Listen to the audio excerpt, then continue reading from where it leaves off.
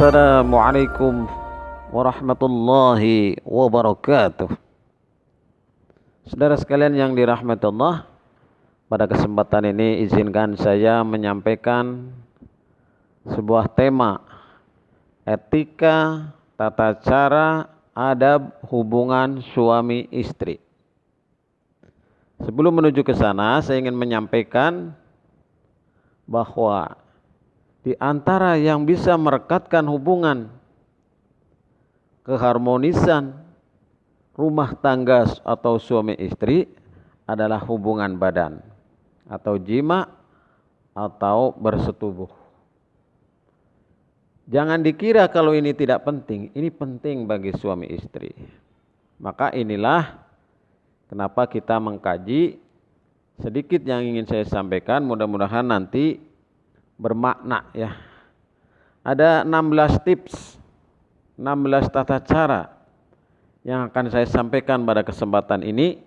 Silahkan disimak, boleh dicatat, boleh direnungkan, dan mudah-mudahan bermanfaat bagi saya dan umumnya bagi saudara sekalian, para pendengar, para pemirsa di mana saja berada.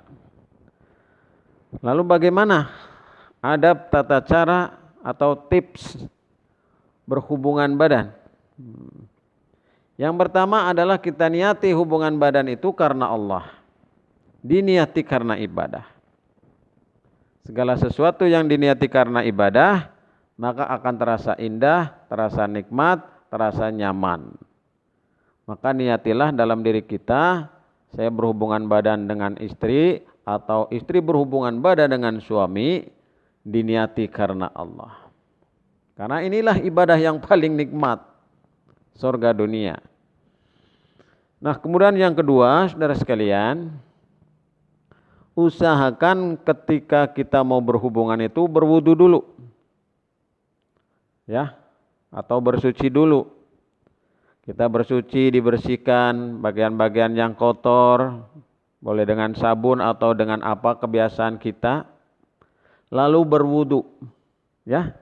Ini adalah sebuah etika yang sangat baik bagi suami atau istri, baik pengantin baru maupun pengantin lama. Jangan lupa berwudu dulu. Ini yang kedua, berwudu. Kemudian yang ketiga, ini pastikan semuanya dalam keadaan bersih. Ya. Bersih badannya, bersih pakaiannya, bersih tempatnya, ya. Jangan di tempat-tempat yang kotor diusahakan, ya.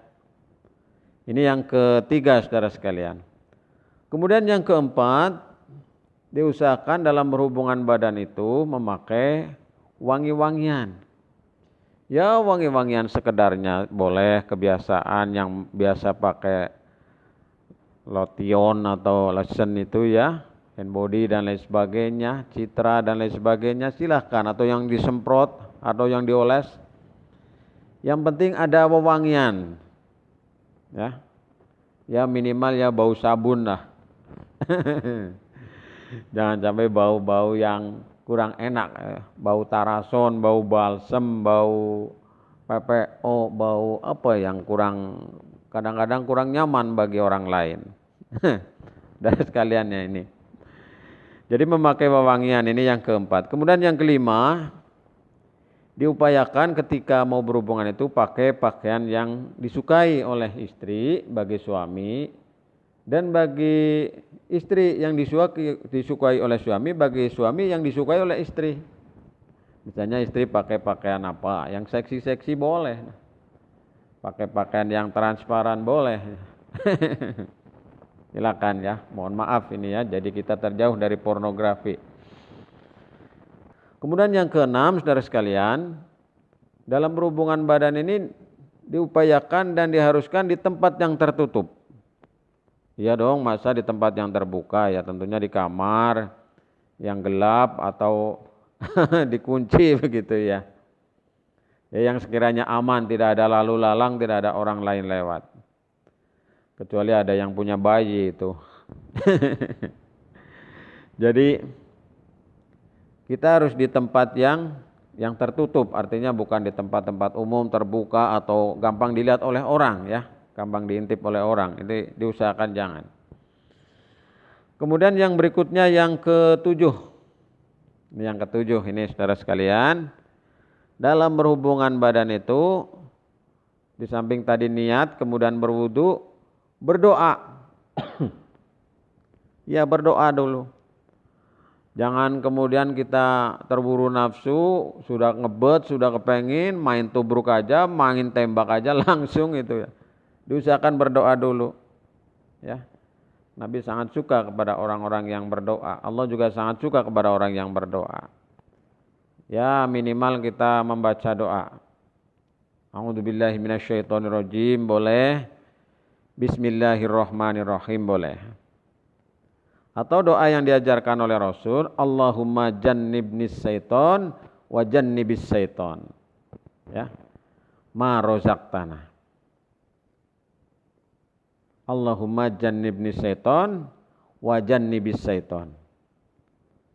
Nah, minimal doa ini ya. Jadi doa ini yang diupayakan sebelum berhubungan badan kita berdoa. Kemudian nanti setelah berhubungan badan juga berdoa.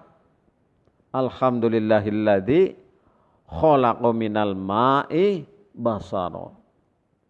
Alhamdulillahilladzi khalaqa minal ma'i basara. Diusahakan berdoa. Jadi apapun kalau dilakukan dengan berdoa, insya Allah nanti akan menghasilkan yang terbaik. Amin ya rabbal alamin. Saudara sekalian yang dirahmati Allah. Jadi kita jangan lupa berdoa ini ya.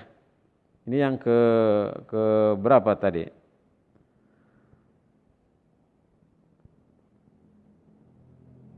Oh, yang ke-13 ya. Berdoa ini ya. Yang ke-13 berdoa. Kemudian yang ke-14. Yang ke-14 setelah kita berdoa, kita melakukan pemanasan. Ya, silakan pemanasan yang disukai oleh saudara apanya, semuanya boleh. Istri adalah tempat kita bercocok tanam. Dalam Al-Qur'an itu kan disebutkan ya sana ya. Nisa'ukum harsul lakum fa'tu harsakum anna syi'tum. Istrimu adalah laksana tempat bercocok tanam bagimu, maka datangilah sebagaimana atau di mana saja yang engkau kehendaki, yang engkau sukai. Silakan dilakukan pemanasan dengan cukup, ya saling bercumbu rayu dan seterusnya dan seterusnya. Dan diupayakan tidak telanjang bulat ya. Ada penutup kainnya atau boleh pakai sarung atau pakai jarit atau pakai selimut silahkan. Nah ini saudara sekalian yang ke-14 ya. Jadi melakukan pemanasan. Baru kemudian setelah itu dilakukan ya penetrasi dan seterusnya. Silakan sesuai dengan kesepakatan, sesuai dengan keinginan, sesuai dengan kebiasaan, sesuai dengan selera dari pasangan Anda masing-masing bagi kalian berdua. Nah kemudian yang ke-15 saudara sekalian, jika ingin menambah, mengulangi ya, wah ini masih kurang ya, misalnya belum mencapai puncaknya, ingin nambah lagi mau 2 kali, boleh.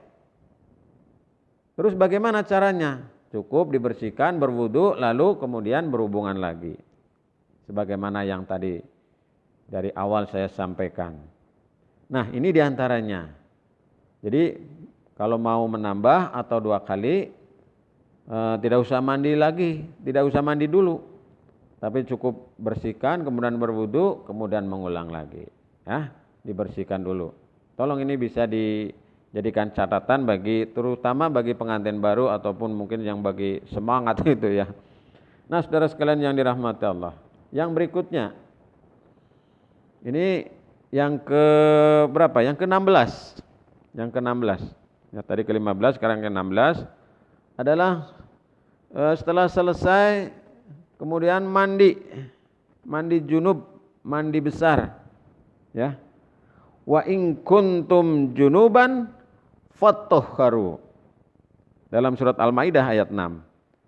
Apabila kalian junub maka bersihkanlah. Nah, kita setelah berhubungan itu tentu dalam kondisi junub. Kapan itu junub? Ketika sudah bersentuhan antara kelamin laki-laki dan perempuan, itulah kita wajib junub. Walaupun mungkin tidak keluar apa-apa, tapi kalau sudah bersentuhan, maka kita diwajibkan untuk mandi janabah, atau mandi junub, atau mandi besar, atau mandi gajah. Nah, ini diantaranya saudara sekalian, ada 16 tips yang saya sampaikan, mudah-mudahan bermanfaat.